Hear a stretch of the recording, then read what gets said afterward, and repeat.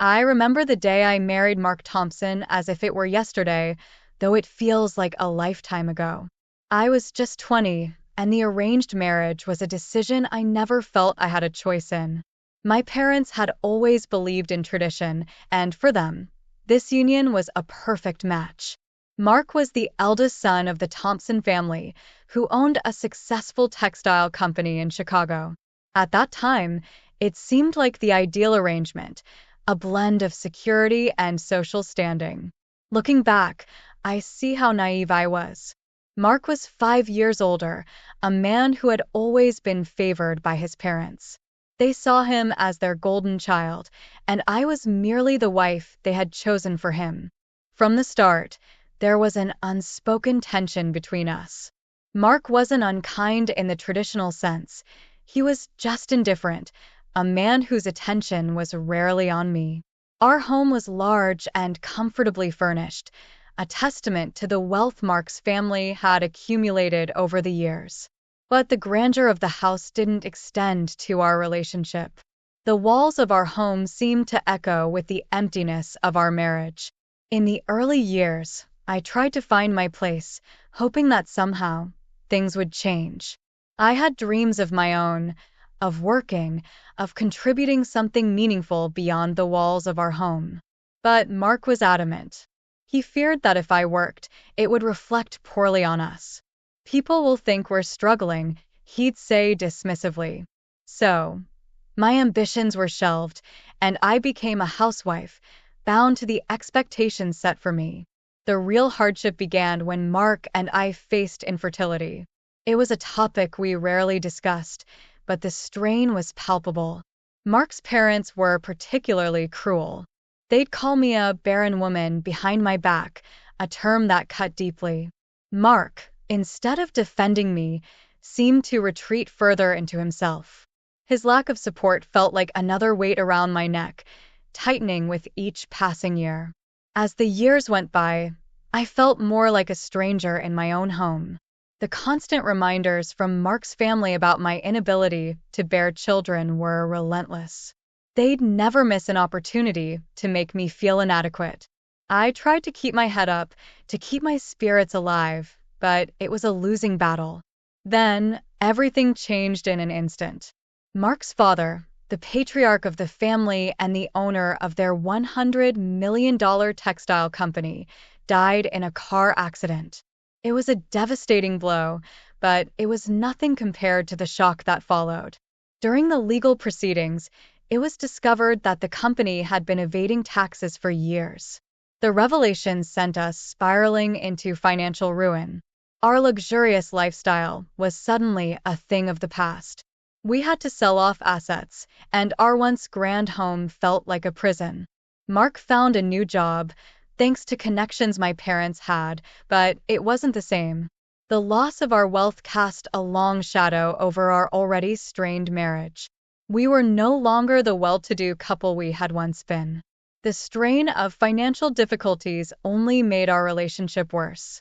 Then, as if things weren't bleak enough, Mark's mother had a stroke. It was a cruel twist of fate that fell upon me. Mark, who had always been more interested in avoiding responsibility, pushed the burden of caring for his ailing mother onto me. I had to juggle caring for her, managing the household, and dealing with Mark's distant and unkind demeanor. It felt like a cruel joke. My life had become a series of sacrifices with no end in sight. I remember one particular evening, a few months before my 55th birthday. Mark had always known how much I loved pottery.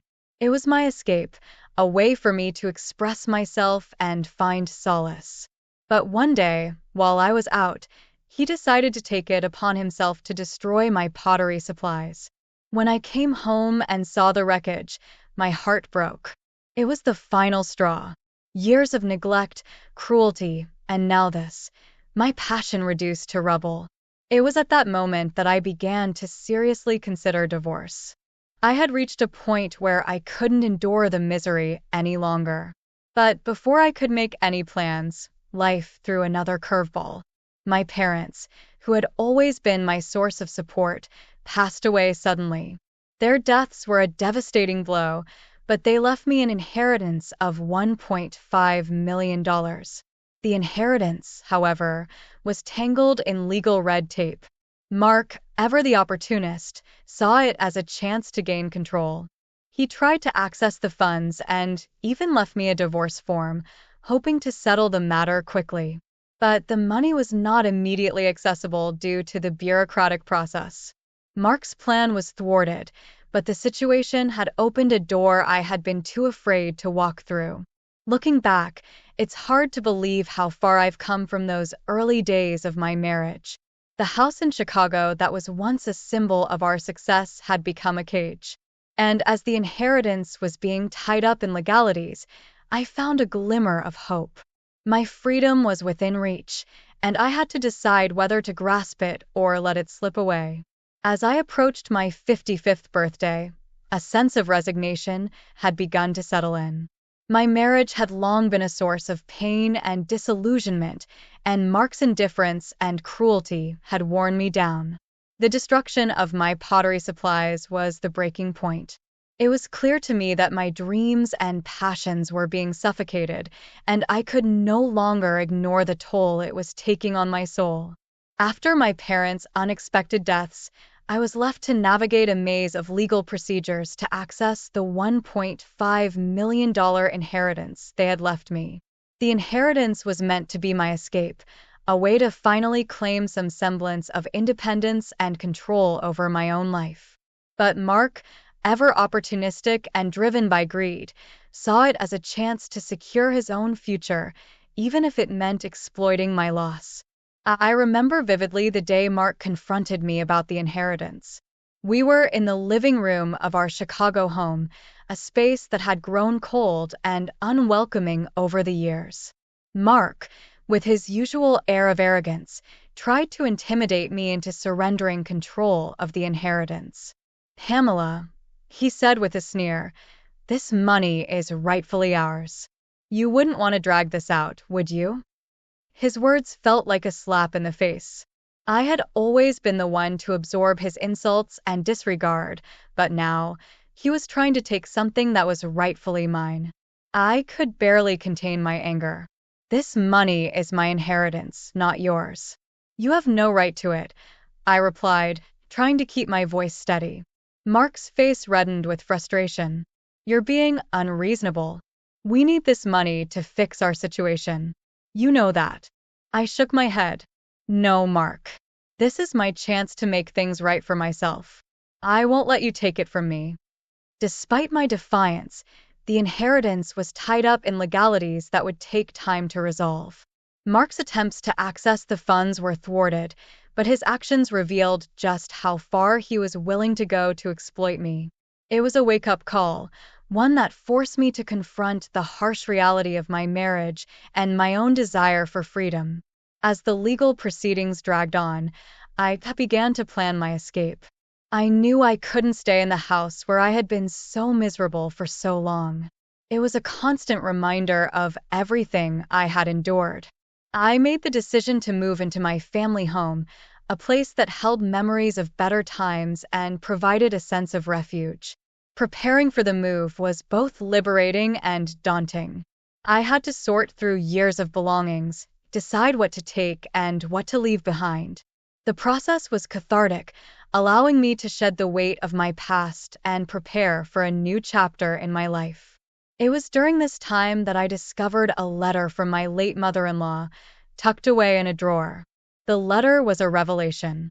It instructed that a significant portion of her estate, including valuable jewelry, was to be passed on to me.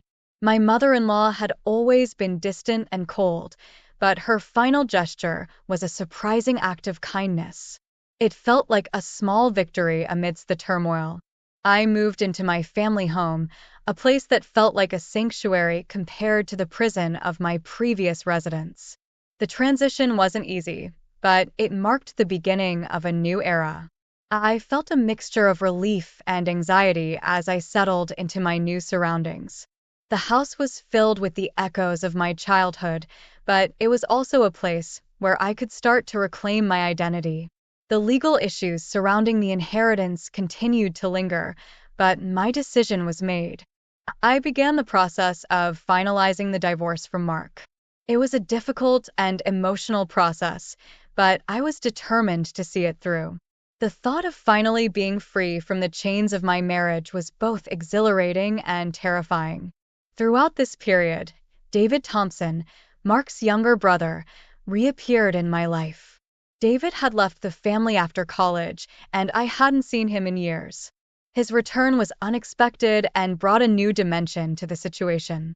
David reached out to me, expressing his concern about the family's affairs and offering support. His presence was a reminder that even amidst betrayal and conflict, there were still people who cared and were willing to help. As I continued to navigate the complexities of my situation, the weight of the past slowly began to lift. The legal battles, the emotional scars, and the remnants of my old life were all part of a journey toward a new beginning. I knew that the road ahead would be challenging, but for the first time in years, I felt a glimmer of hope. The possibility of freedom and happiness was within reach, and I was determined to embrace it, no matter the obstacles. My life was in upheaval as I settled into my family home, trying to adjust to the new normal. The emotional and legal turmoil from my divorce and inheritance battles were relentless, but I was determined to move forward. It was a strange feeling, living in a space that was both comforting and alien, and I struggled to find a semblance of normalcy. The turning point in this chaotic period came unexpectedly. Mark, sensing that his control over me was slipping away, became more brazen in his efforts to reclaim his hold on my life. It was one particularly cold evening when his actions revealed just how far he was willing to go to manipulate the situation. He barged into my new home, his face flushed with anger. "Pamela." Mark's voice echoed through the empty rooms. "I've had enough of this charade. You think you can just walk away with all that money and leave me with nothing?" I had been sorting through old family photos, trying to reconnect with my past. His outburst was jarring, and I felt a mix of dread and determination. "Mark, this is my home now. You have no right to come here and threaten me." Mark's eyes were cold, devoid of the warmth they once held. "You think you're so clever, don't you? But I'm not letting you get away with this. I'm going to take what's mine." His threats were not empty. I had already discovered that he had been trying to gain access to the inheritance money, using every legal loophole and deceitful tactic he could find. Despite his attempts, the money was still tied up in legal processes, and he was growing desperate. Then came the day that revealed the full extent of Mark's deceit. I had just finished dealing with a pile of paperwork related to the inheritance when I received a phone call from my lawyer. He informed me that Mark had submitted false claims to the court, attempting to forge documents to make it seem as if the inheritance was jointly owned. This was not only illegal, but a direct violation of the trust one had placed in the legal system. My heart raced as I realized the gravity of the situation. Mark was actively working to undermine my efforts and secure what he believed was rightfully his.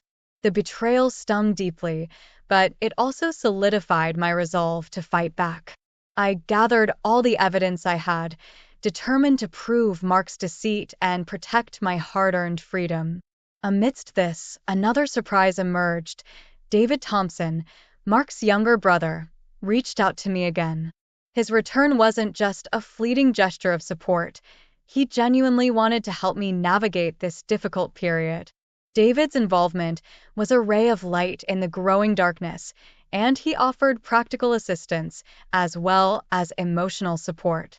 David's reappearance was timely, and his presence was a comforting reminder that I wasn't entirely alone in this fight.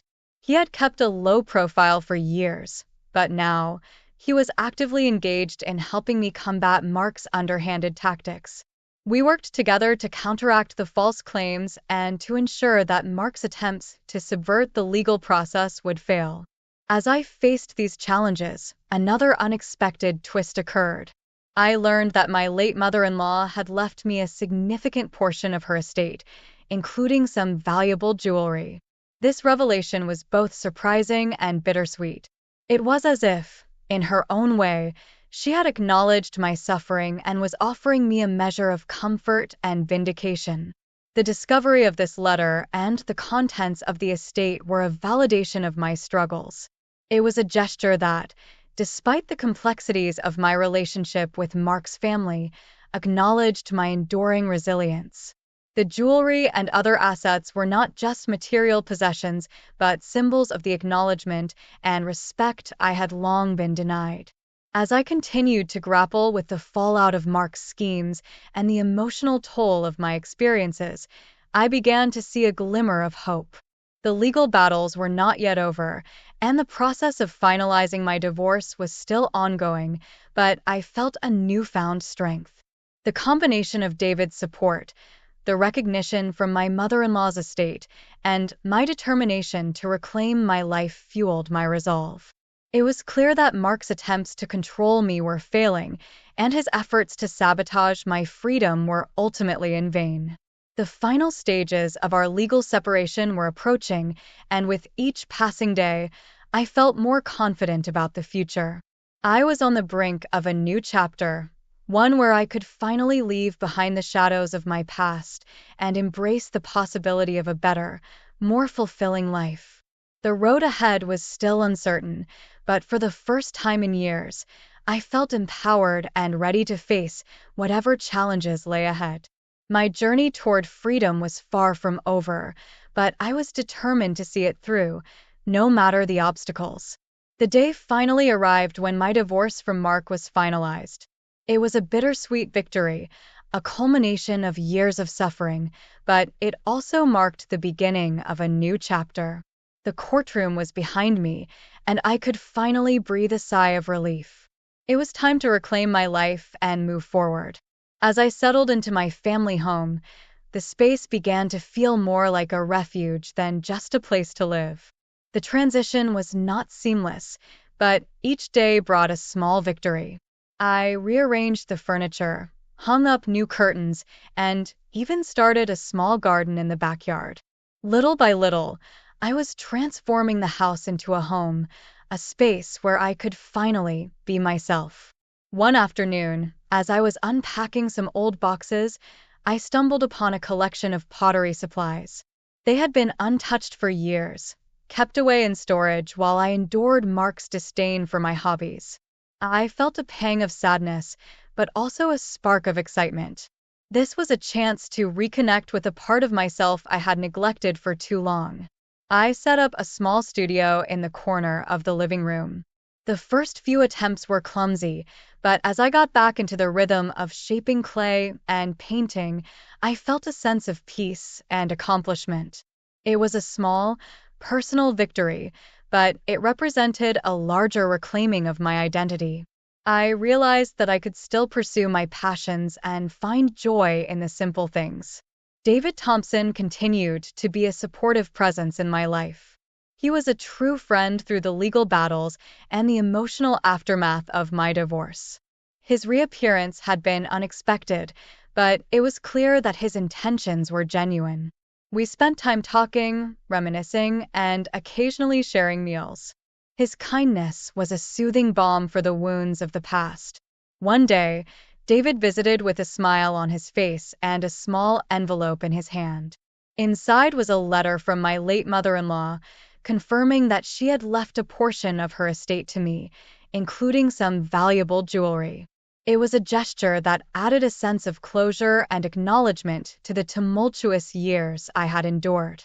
I was grateful for this final, unexpected gift from a person whose actions had, in their way, validated my struggles and resilience. Mark had tried to reach out to me several times, but each attempt was met with my firm refusal. He was desperate to reconcile, but I was resolute. I had spent too long in the shadows of his control, and there was no turning back. I knew that my decision was right, even if it came with a tinge of sadness. With my newfound freedom, I began to explore opportunities one had once only dreamed of.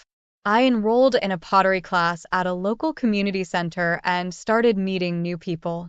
The connections I made were refreshing and invigorating. I felt alive in a way I hadn't for years. As I moved forward, I reflected on the journey that had brought me to this point. The hardship, the betrayal, and the eventual triumph were all part of a larger story of resilience and self-discovery. I had faced immense challenges, but I emerged stronger and more self-assured. Looking ahead, I embraced the possibilities that lay before me. The future was filled with potential, and I was ready to seize it. The pain of the past was fading, replaced by a sense of hope and excitement for what was to come. My journey had taught me that it is never too late to reclaim one's life and find happiness, even after years of suffering. In the end, I found solace in knowing that my story was not just one of survival, but of triumph and renewal. I had faced the darkest moments and emerged into the light, ready to embrace the freedom and joy that awaited me.